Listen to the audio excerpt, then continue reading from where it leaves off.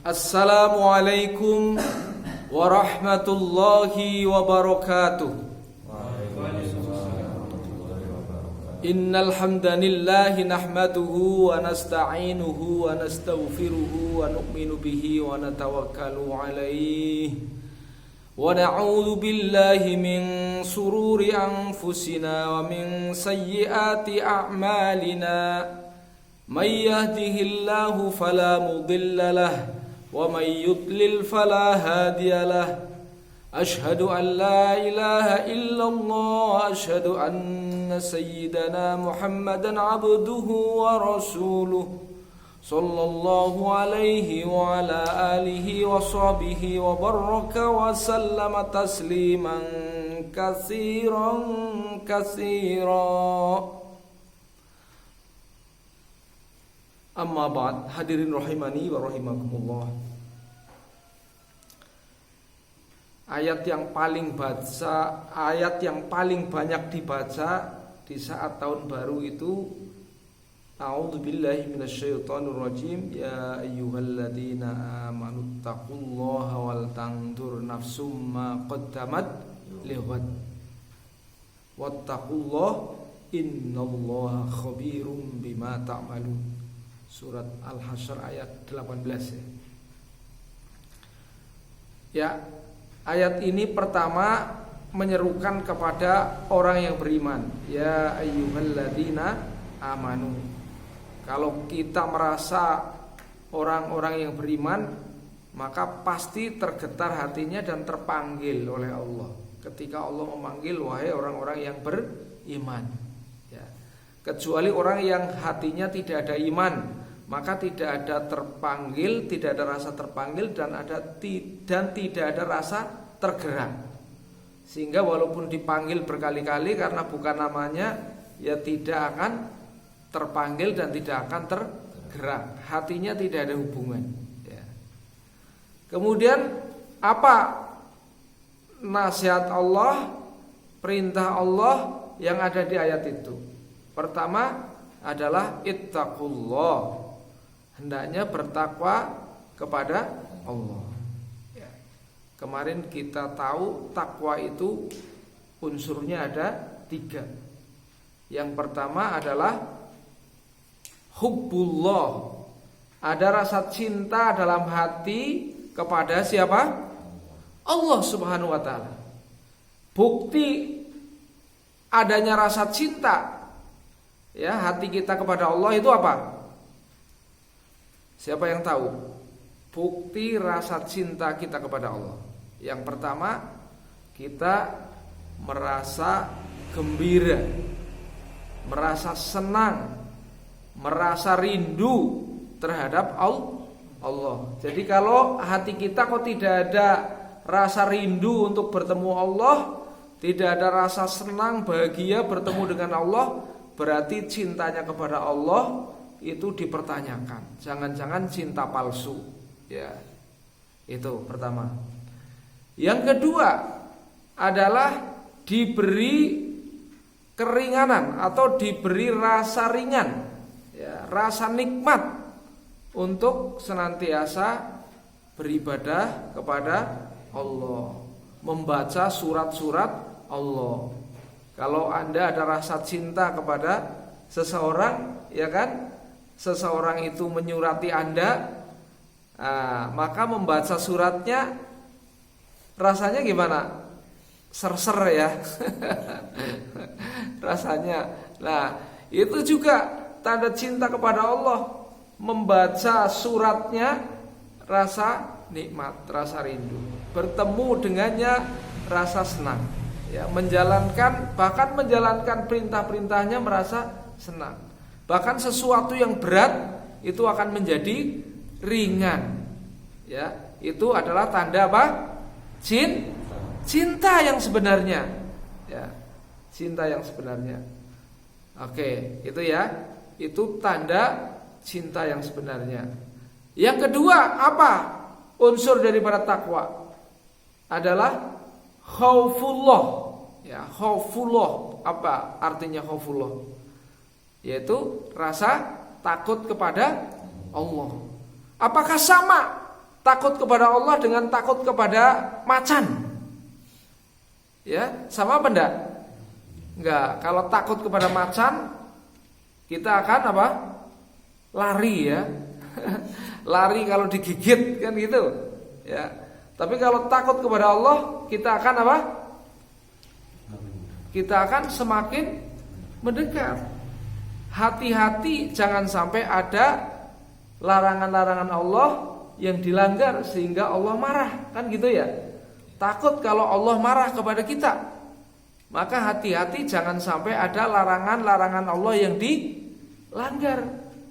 Jadi orang yang bertakwa adalah orang yang sangat hati-hati, ya. Jangan sampai ada larangan-larangan Allah yang dilanggar. Ya, itu tanda takwa kepada Allah.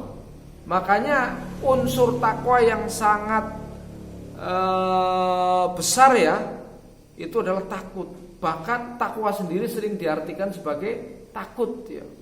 Ittaqullah, takutlah kamu kepada Allah, kan gitu ya. Sering mendengar itu. Ya kan? Ya. Karena apa?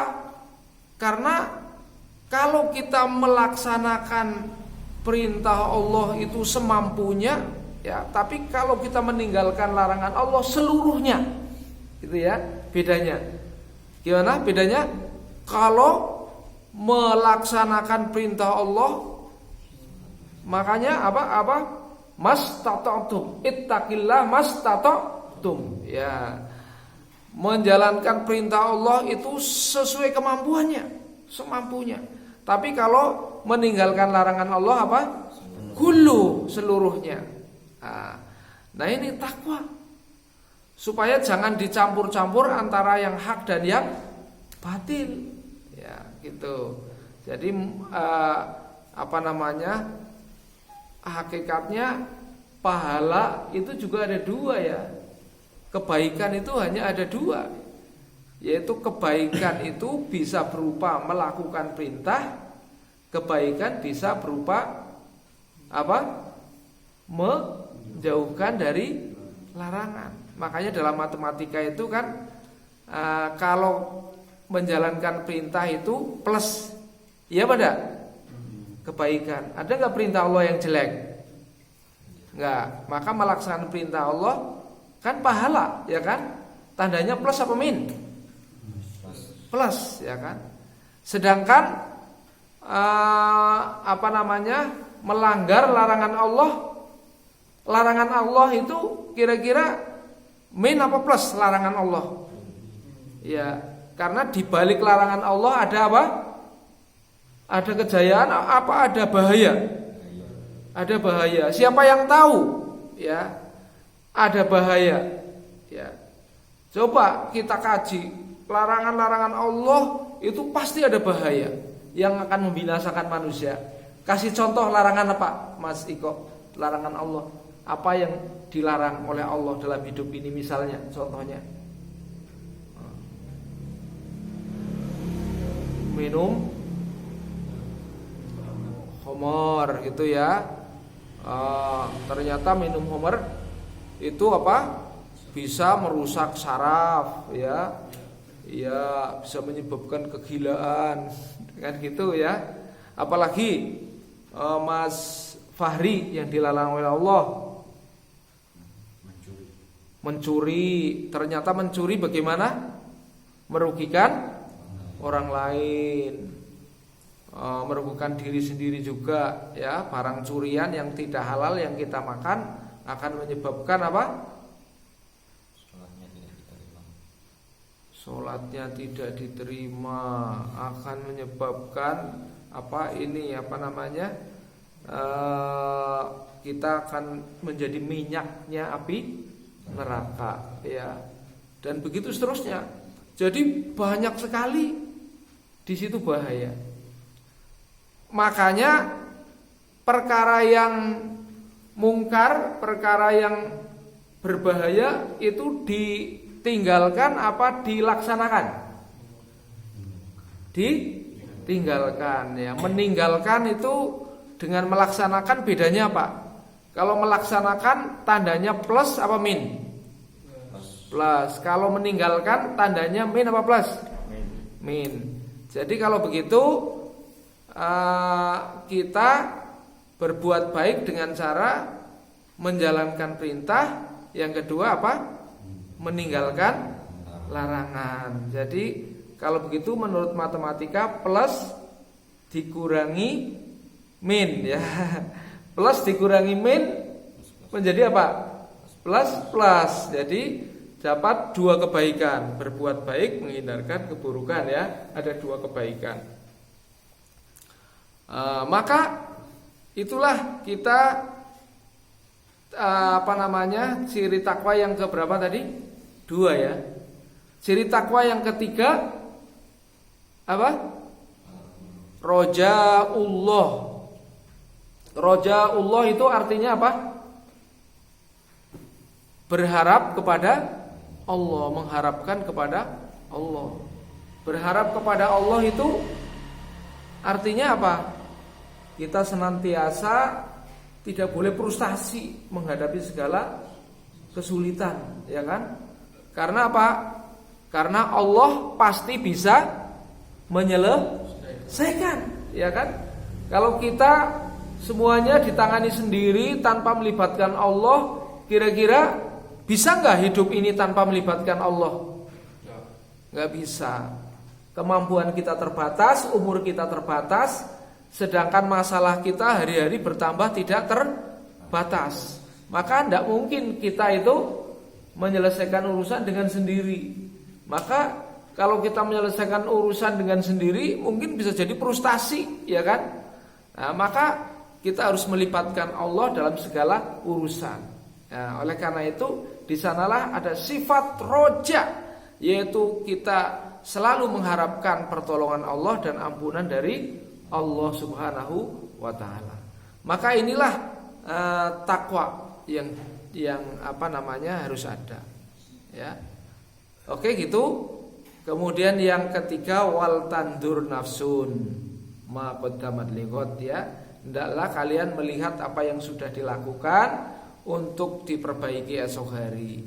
Ya, pernah enggak kita mengevaluasi diri? Ya. Kemarin sholat saya masih kurang bagus, ya kan? Sekarang harus bagus, kan gitu. Karena hidayah itu ditunggu apa dicari? Hidayah ditunggu apa dicari? Dicari, ya kan? Kalau hidayah nggak dicari, nggak akan datang. Karena hidayah harus dicari, diminta kepada Allah. Ya kan banyak orang yang mengajak kebaikan, tapi dia sendiri tidak bisa berbuat kebaikan. Datangnya bukan, mungkin juga tidak urutan, ya kan? Keluarga Nabi ada yang belum masuk Islam, seperti pamannya belum masuk Islam, ya kan? Ya. Bahkan sering ya kita mungkin sebelum dapat hidayah ya, ayo sholat, kita sendiri nggak sholat. Ya. Jadi misalnya kayak calo gitu ya, naudzubillah min dzalik. Jadi namanya hidayah penting kita perjuangkan, kita cita-citakan, kita raih gitu. Supaya Allah memberikan kepada kita hidayah yang sungguhan ya, bukan hidayah yang palsu. Ya. Semoga Allah senantiasa memberikan hidayah kepada kita, memberikan kekuatan kepada kita untuk senantiasa beramal kebaikan. Amin ya robbal alamin. Terima kasih atas perhatian, mohon maaf atas segala kurangan. Billahi taufik wal hidayah. Wassalamualaikum warahmatullahi wabarakatuh.